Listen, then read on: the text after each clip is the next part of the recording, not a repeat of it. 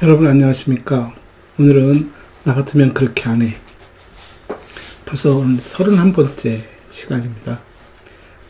몇 가지 쓰임을 페이지를 달리해가면서 했지만 벌써 30개를 넘어서 오늘 31번째 시간입니다. 오늘은 사서에 대한 정의, 지난번에 사서 역량에 대한 얘기를 했으면 사서에 대한 정의를 조금 더 다르게 확장적으로 한번 해볼까 생각합니다. 물론 사서는 도서관에서 일하는 사람 맞습니다. 그 말이 틀렸다는 것이 아니라 조금 더 우리가 21세기에 와서 좀 확장해야 하지 않을까라는 얘기를 하는 것이고, 미국에서는 이미 60년대에서부터 1960년대에서부터 소위 말하는 도서관학이 문헌정보학이나 학문적 역량을 키워가고 있었습니다. 그 얘기는 과거에 도서관에서 했던 모든 행위들에 대한 얘기, 모든 기술적인 것에 대한 얘기에서 이제 새로이 부각되어진 컴퓨터 사이언스의 능력을 수용하기 시작하면서부터 소위 우리말로 번역하면 문헌정보학, 소위 Information and Library Science로 이제 성장을 해왔고, 이게 80년대에 들어서서 우리나라에서도 문헌정보학이라고 학문 명칭을 변경하였습니다. 학문 명칭에 뭐로 변경하든 중요한 것은 아닙니다만, 학문 명칭이 변경될 때까지 그 과정을 놓고 보면 도서관 학이라는 학문에 대한 비판, 학문명에 대한 비판, 왜 학문명에 도서관이라는 기관을 붙였냐라고 이제 시비를 걸었고, 거기에 대한 이제 변화로 문헌정보학이다라고 학문의 속성을 갖고 얘기를 나눴는데, 그건 제가 봤을 때 우리가 그 번역할 때 가지던 오류인 것 같다는 생각이 듭니다. 라이브러리 사이언스가 도서관을 대상으로 하고 있는 학문은 분명하지만 도서관이라는 명칭을 달고 라이브러리 사이언스가 된 것이 아니라 라이브러리, 도서관이 갖고 있는 가장 핵심적인 역량, 그러죠. 집체에 대한 얘기, 소위 우리가 갖고 있는 장소에 대한 얘기를 가지고 라이브러리 사이언스가 시작된 걸로 저는 이해합니다. 라이브러리 사이언스는 컬렉션에 대한 얘기를 하는 것이고, 컬렉션에서 발생할 수 있는 모든 현상과 모든 메커니즘에 대한 이해를 전제로 만들어진 게 우리말로 번역했을 때 도서관학, 영어로 쓰면 라이브러리 사이언스라고 저는 그렇게 믿고 싶습니다. 그래서 학문 명칭이 잘못돼서 우리가 문헌정보학을 바꾼 것이 아니라 학문 명칭이 도서관이 갖고 있는 가장 기본적인 속성인 컬렉션에 대한 연구에서 한 걸음 더 나아가서 컬렉션을 더 세분화시킨 데이터에 대한 연구, 데이터를 다르게 표현했을 때 지식과 정보에 대한 연구로 우리가 문헌정보학을 접하기 시작했다면, 문헌정보학을 배운 사람들이, 그런 학생들이 가져야 할 자세는 더 이상 도서관으로부터 우리가 메어 있을 필요는 없지 않을까라는 것이 제 개인적인 생각입니다.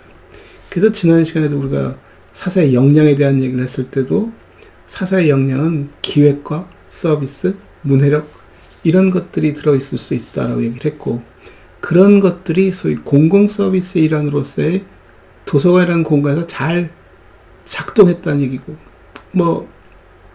다르게 표현하면 도서관이라는 공간이 그런 서비스를 잘 성장시켜 왔고 굉장히 발전시켜 왔다라는 얘기인 것이고, 이제 한 걸음 더 나간다면 그런 서비스들이 일상에서도 충분히 작동할 수 있겠다.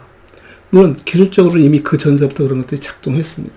컴퓨터를 도입한다든가 시스템 사고를 갖는다든가 조직 구조를 갖는다든가 하는 것들이 도서관이 그동안 잘 발전시켜 왔던 전공 내용들을 일반화시켜 놨던 내용들이라고 봅니다. 근데 한 가지 그런 곳에서 빠진 것이 있다면 소위 말하는 서비스라고 저는 봅니다.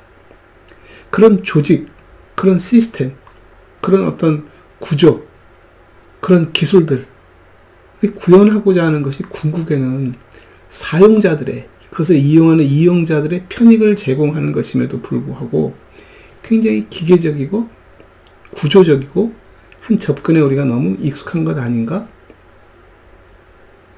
그것에 대한 어떻게 보면 증거적 얘기가 뭐냐면 21세기 가장 발전한 영역이 뭐니? 그럼 플랫폼 사업이라는 것입니다.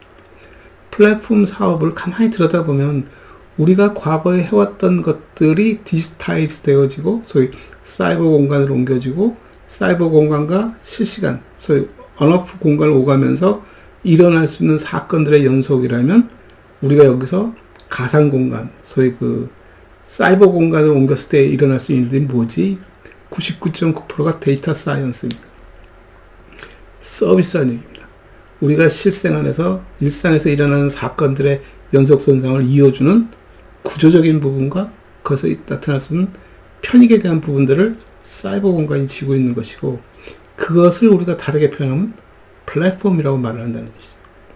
결국 플랫폼 사업이라는 것은 우리가 갖고 있는 구조적인 부분, 우리가 갖고 있는 어떤 사회적인 부분, 그런 것들에 대한 이용자 중심의 사고, 이용자 중심의 서비스라고 놓고 본다면, 그동안 도서관이 보여주던 공공성에서 드러났던 많은 가치들이 그 서비스에 있습니다. 그것도 데이터 서비스, 정보 서비스, 지식 서비스라는 영역 안에서 존재하고 있다는 것이죠. 우리가 무슨 일을 해가고자 할 때는 그 일을 어떻게 하는지, 어디서 하는지, 왜 하는지에 대한 이유가 있어야 하는 것이, 그 이유에 타당한 서비스를 찾아야 하는 것이, 그런 조직 구조를, 그런 어떤 공간을 찾아야 하는데, 그 과정에 그런 가치를 발생시켜주는 일이 뭐지? 그럼 그게 소위 말하는 정보 서비스라는 것이죠.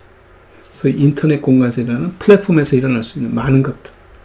우리가 물건을 사고 싶다고 해서 가게를 찾아가는 것이 아니라 플랫폼을 들어가서 플랫폼에서 그 물건을 선정하고, 그 다음에 페이하면, 지불하면 물건이 배달되어지는, 심지어 나의 개인정보를 제공해주면 보다 더 명확한 자료가, 명확한 결과물들이 제공되어지는. 그래서 사이버 공간에서 일어나는 것은 우리가 일상에서 경험하고 일상에서 필요로 하는 것들에 대한 데이터적인 부분들을 다 담고 있다는 얘기죠. 그 데이터들을 어떻게, 어떤 식으로든지 가공하고 필요한 사람에게 적절하게 제공해주고, 또 그걸 통해서 거래가 일어나게끔 해주는 일들이라는 것이죠.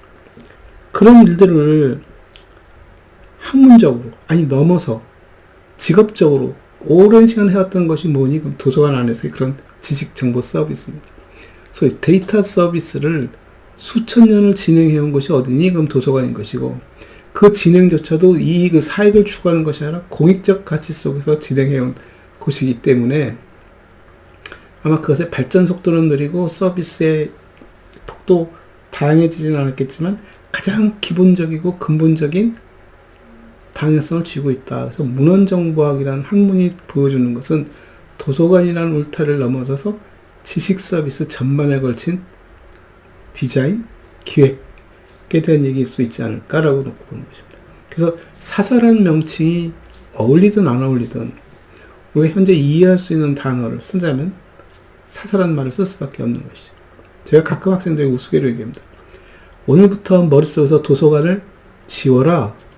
그래야 우리가 하는 일들을 일반화시킬 수 있고 확장적으로 해석해 갈 수 있다. 근데 그 순간부터 아이들 머릿속에는 전부 다 도서관이 자리매김합니다. 도서관을 지우라는 말이 결국 도서관을 끌어안고 있는 한계일 수도 있겠죠. 그래서 제가 사설한 말에 대해서 굳이 다른 말로 바꾸자라고 말을 하지 않는 것은 어차피 우리가 받아들이는 것이 사서이고 일반인들의 인식이 사서가 도서관에서 일하는 사람이라면 우리 스스로가 도서관을 벗어나서도 일할 수 있다는 것을 보여주려고 노력하는 것이 더 필요하지 명칭을 바꾼다고 해서 달라지지는 않는다. 다만 사설을 어떻게 정의할 것인지에 대해서는 좀 우리가 다른 정의가 필요하다. 그래서 제가 얘기하고 싶은 것은 그 문해력에 대한 얘기. 이 문해력이 도서관에서만 일어나는 것이 아니라 어디서든지 어느 조직이든지 처음 입사한 사람에게는 연수를 하고 오리엔테이션을 하고 상급 직원이 선배 직원이 후배 직원을 가르치는 그 절차적인 문제 속에서 문해력을 익혀갑니다.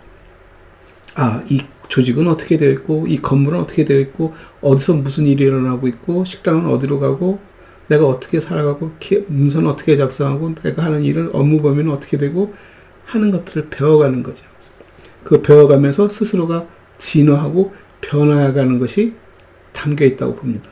그래서 그런 맥락에서 놓고 본다면 문헌정보학하는 사람들은 퍼실리테이터라는 얘기입니다.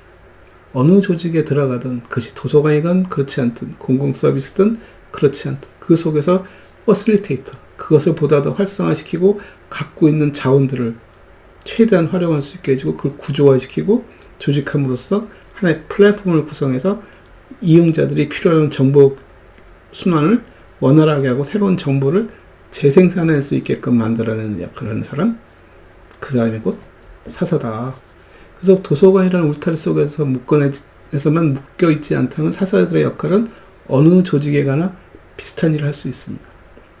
조직의 소위 관리 체계를 개발한다든가 서비스 체계를 만든다든가 인포메이션 플로우를 만들어준다든가 필요한 서비스를 개선해낸다든가 조직과 조직 간에서 일어나는 일들의 조정 작업을 한다든가 거기서 일어나는 이용자들의 편익을 최대한 도모해준다든가 그런 퍼실리테이터로서 충분히 역할을 할 수 있지 않겠느냐 라고 보는 것입니다. 그래서 오늘은 굳이 우리가 문헌정박한 우리 스스로를 도서관이라는 울타리에 잡아놓지 말고 우리가 배우는 내용들이 도서관에서는 어떻게 작동하고 일상 속에서는 어떻게 작동하는가를 고민할 수 있는, 그리고 그것이 결코 다르지 않다는 것을 좀 느꼈으면 하는 마음에서 이런 화두를 한번 던져봅니다. 감사합니다.